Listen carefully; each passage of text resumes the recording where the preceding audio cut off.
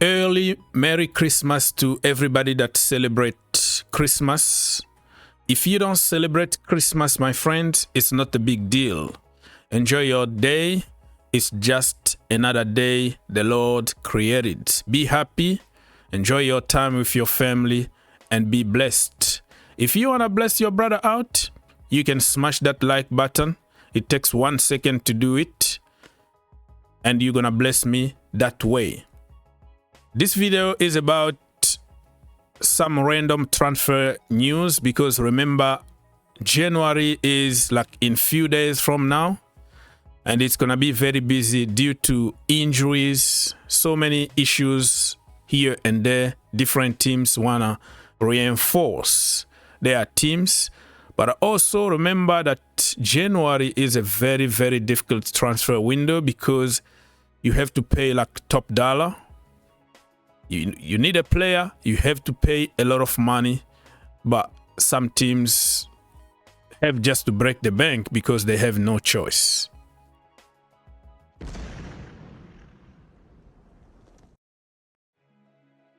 Let's start by wishing all the best to Mr. Bukayo Saka, who got an injury and who will be out for many, many weeks, according to Mr. Arteta.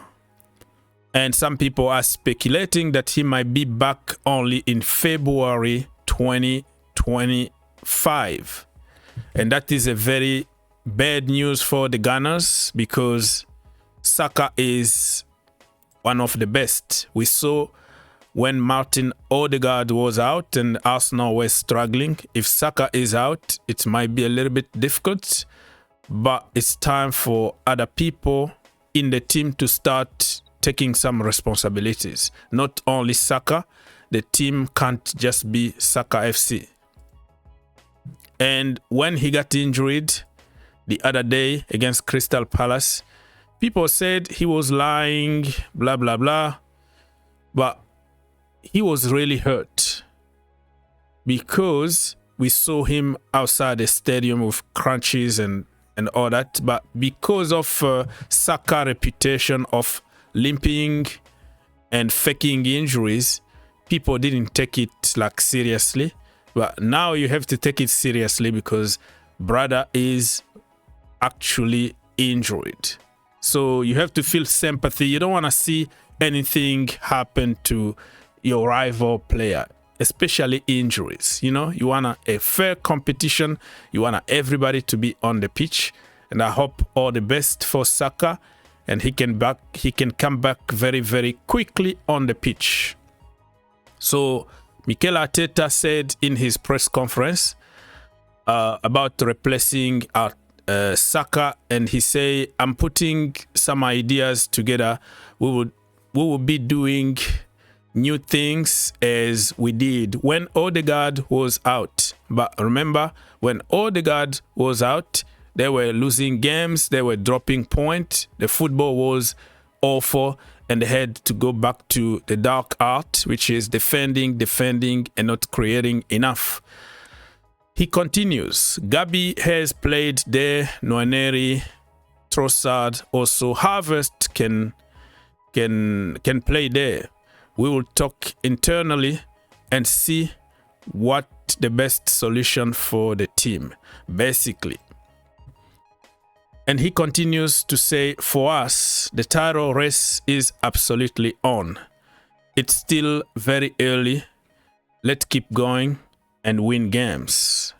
Do you think that because of our Bukayo Saka injury, Arsenal are going to struggle now to win the title, or you think still time and everybody can drop point? We saw the other day Chelsea dropped 2 points at Goodison Park against Everton.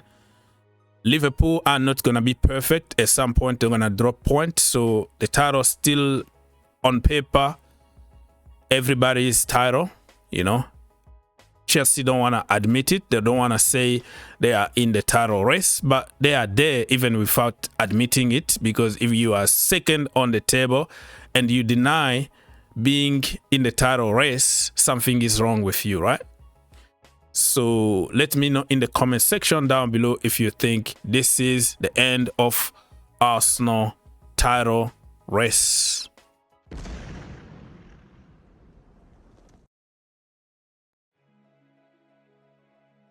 Let's continue. Chelsea Football Club. They dropped point yesterday against Everton away. I just don't get it. I don't understand the celebration because Chelsea been putting some clips on their website and social media account, you know, some blocks, some defensive work, some touches here and there, or some little dribbles. It's just like over celebrating, you know. It's just becoming a little bit embarrassing. And listen, I'm happy that Chelsea didn't lose because it could have been worse. Let me be clear on that. I defended the team. I said we don't win over there at Goodison Park, but over celebrating and making it looks like we did something amazing by dropping point or drawing against Everton. It's just kind of ridiculous. We are Chelsea, for God's sake. What the heck is going on? We are over celebrating a draw, man. Listen, yes, in the recent years, we haven't won over there. But back in the day, it used to be like 3-point guarantee if you play against them. So this is not the mentality that Chelsea is supposed to have. You know, they have to have a mentality of feeling bad dropping point against, you know, Everton. Football transfer news. Grim Bailey is reporting this morning that Chelsea, Arsenal, Manchester City are being monitoring the situation of Theo Hernandez from AC Milan because contract talks is not advancing, so they want to jump into the opportunity to sign him.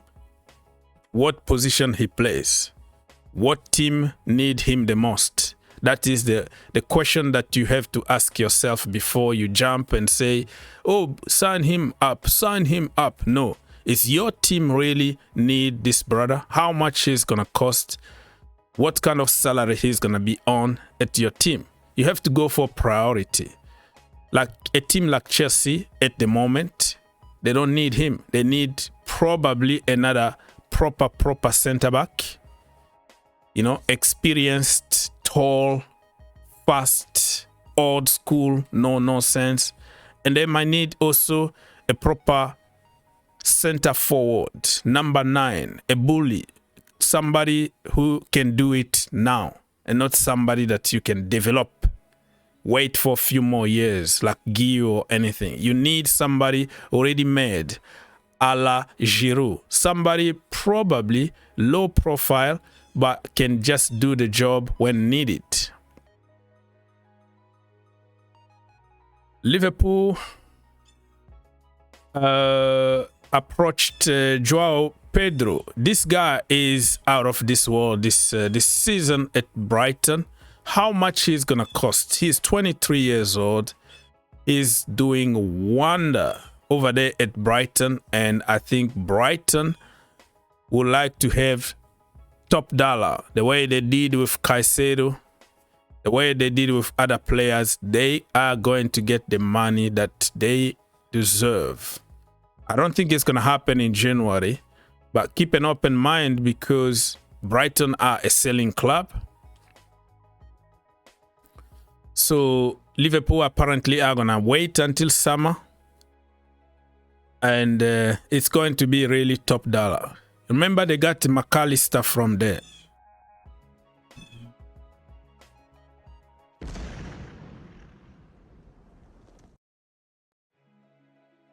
Moving on. Leroy Sané been linked with Chelsea Football Club. I don't know who's coming with this kind of news, but just think about it, right? I know Chelsea fans are addicted to buying every big names there because it's shiny. What position he's going to play at Chelsea Football Club? We can't even fit Nkunku. Nkunku might leave. Joao Felix is frustrated. And you have Kendry Paes coming, and also Estevan Willian next summer. What position? Winger? You have Sancho. You have a Tariq George. You still have Mikhailo Mudryk, who is suspended at the moment, but you have to get rid of him in order to bring somebody. Listen, it's good to say yes, yes, yes, yes, but you have to think outside the box. I think his agent is doing a great job linking him to pretty much every team now, so that he can get a better contract at Bayern Munich or get another team. But I'm not going to take this seriously at all. Ben Chilwell, man. Chile, apparently he can't find a club at the moment. He might stay on the bench for 6 more months at Chelsea because nobody is showing interest. It doesn't mean that nobody is going to show interest tomorrow or after tomorrow. And I don't believe in this news from the Sun because Ben Chilwell is a very good player.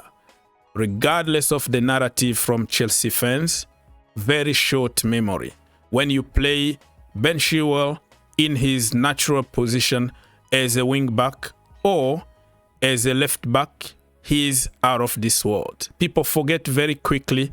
Last April, nobody wanted to see Cucurella at Chelsea because how bad he was as a left back. But when Pochettino came up with the idea of inverting him, and then we discovered that he's more of a midfielder than a fullback or a left back, you know. So people forget very quickly. I will never ever disrespect Ben Chilwell. He won the Champions League, the Club World Cup, UEFA Super Cup.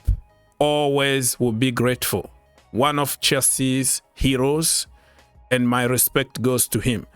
You might be, people might call you flop in one system under one manager, and you are world class in one system under a certain manager. Antonio Rudiger, since he joined Chelsea Football Club, absolutely crap. And when Thomas Tuchel took over at Chelsea Football Club, changed the system, 3 at the back, Antonio Rudiger, all of the sudden became world class. So be careful about insulting, humiliating certain players. You are not God. And I don't know why people try to disrespect certain players who done a lot of things for their clubs. Now it's all vibes about Cucurella, about the best in the world. You have to win something, my friend. Okay? You can play whatever beautiful football like Arsenal in the last 6 years. You haven't won anything. So you are nobody. But somebody who is in the history of the club, who won you titles, big trophies, and now because you have new toys, you try to sabotage and insult. This world is so evil. I'm telling you right now.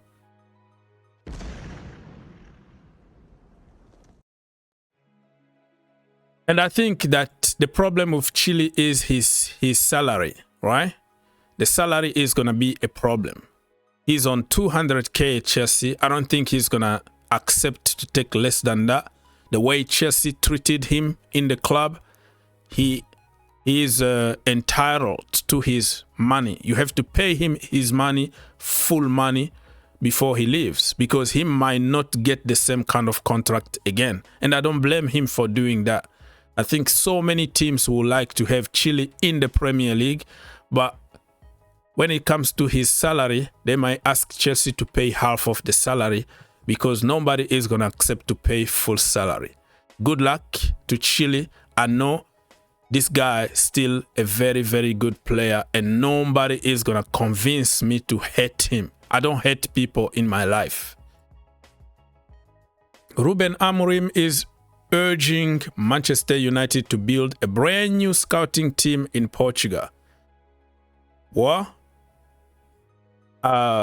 Ten Hag built a scouting network in his country, the Netherlands, and we know how how it went. He brought the whole Ajax and the whole Netherlands players in his team. The rest is history. It has nothing to do with a country, though. I think you have to look everywhere, not only Portugal. It's become a cliche. Oh, Portugal always produce good players, or France produce good players. But if you go all over the world, you're going to find players. It has nothing to do with a country. It has something to do with doing your job. You know, you can find good players in Georgia, you know. You can everywhere.